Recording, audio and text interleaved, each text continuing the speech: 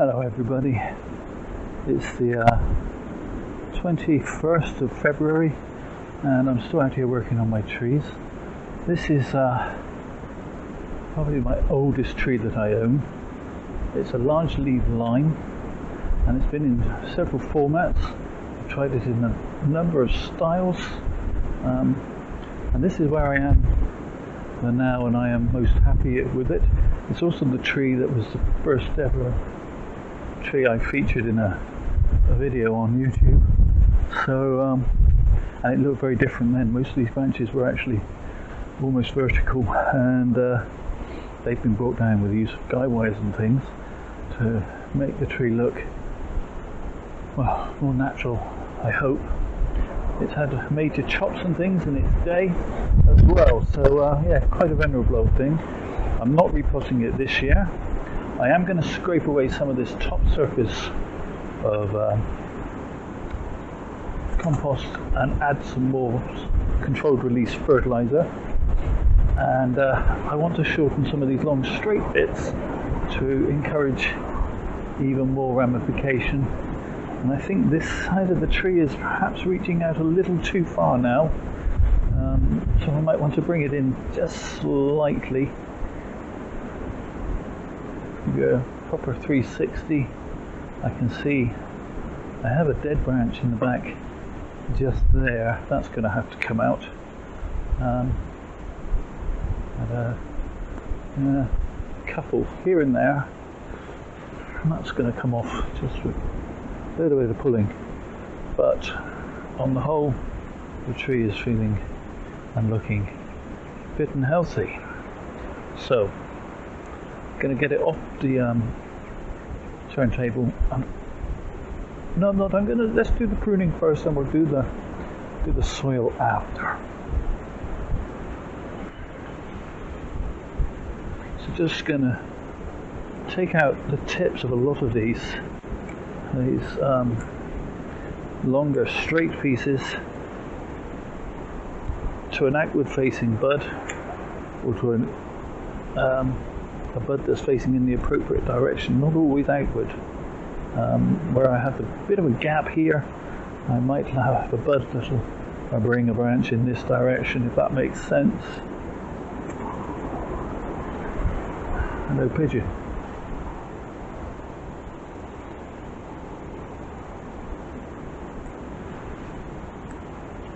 And where I have branches that will possibly cross.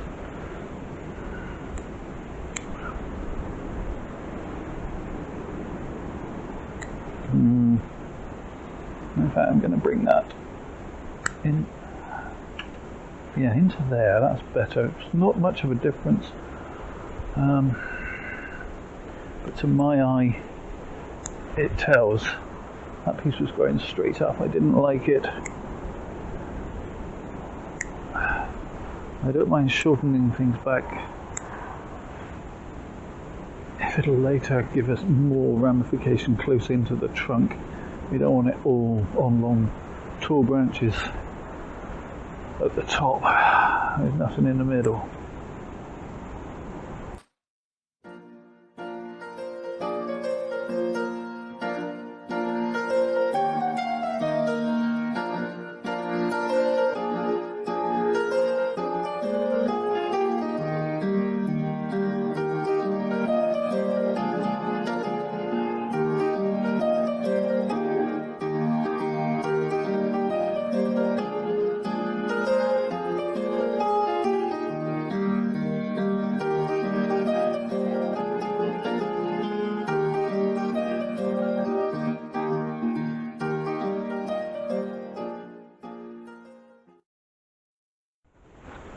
Okay, so dead branch in there.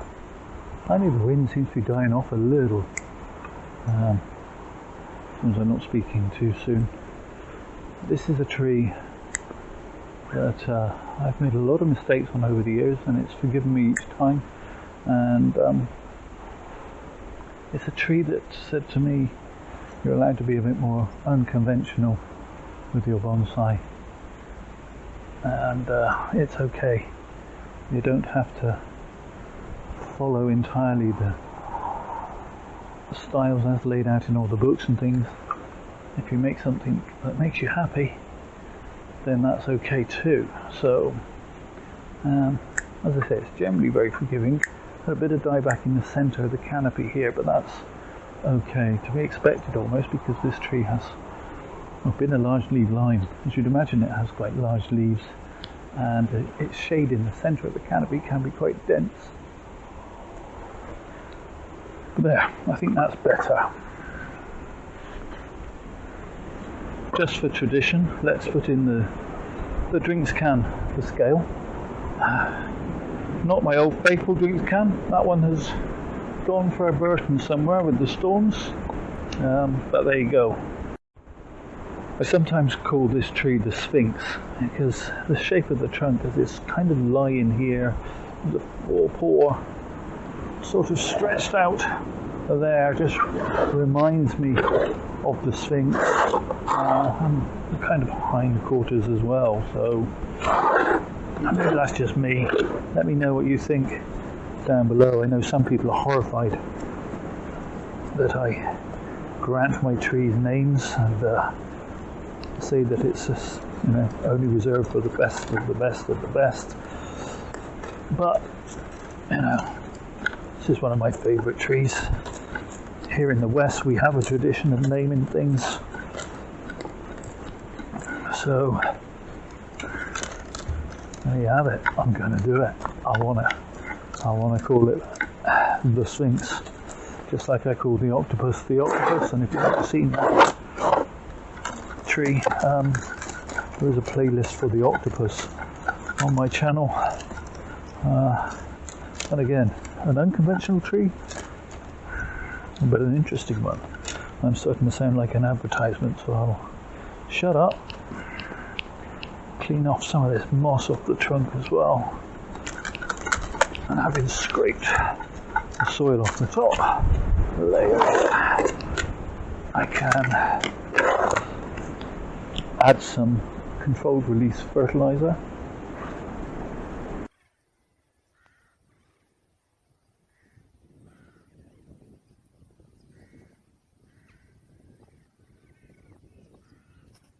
I feel like I'm repeating myself, and essentially I am when I talk about this stuff. But if you've not seen my videos before, you've not seen me talk about this before, the granules are sold as two different kinds. There's controlled release fertiliser, which is what I'm using here, which these pellets give off the food when the soil is at a certain temperature that's right for root growth and plant growth, and the soil is wet. Or there is the continuous release, which just gives off its fertiliser whenever it gets wet, which I feel is more wasteful and not as helpful. So just a handful really at the top of the pot, so that it will leach down into the pot at every watering, and then I'm just going to cover it up with a fresh layer of my mix, which doesn't really have any fertiliser in it at all, so hence having to add. I've tried different methods.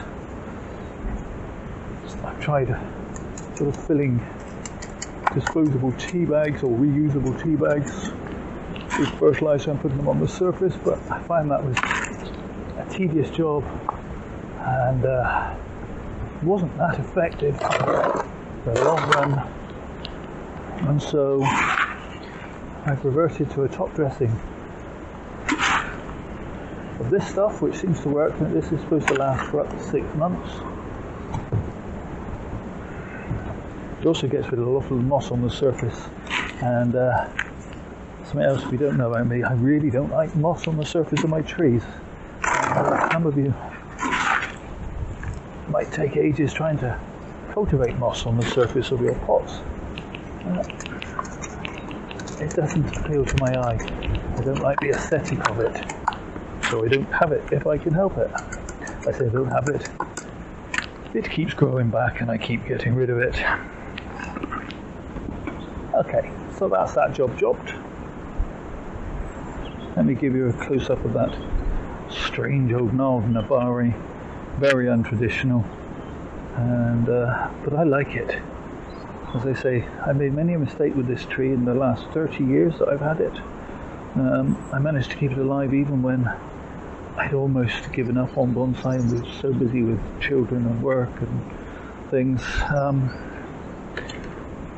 But it stayed with me and it stayed alive. Very much neglect, really. And it just seems really powerful to me. That is, I'm not going anywhere, and I've moved away from whatever it was that was bothering me and straightened up and flying right. Some of these big trees, they're really hard to get all in one shot, but there you go. So let's give you a quick 360 back to the front. Thank you so much for watching. It is really appreciated. Do your normal YouTube things, the liking, the subscribing, the commenting. Let me know what you think. Most of all, please, please, please stay safe, everybody.